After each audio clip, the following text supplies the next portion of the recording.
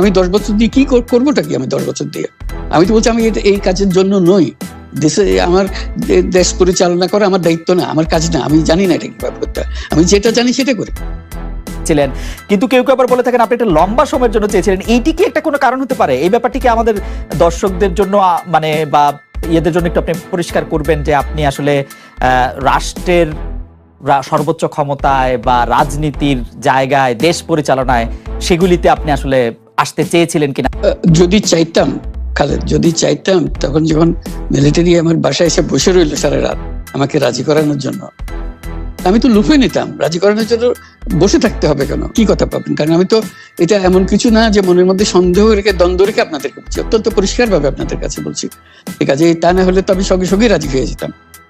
খেয়ে ছাড়ে যাও, আপনাকে দেশের পুরো সরকারের প্রধান হবার জন্য আহ্বান জানাচ্ছে। বাংলাদেশে এরকম কয়জন মানুষ আছে বলবো যে না, আমি এই দায়িত্ব গ্রহণ করব না। আমি তো করলাম সেটা।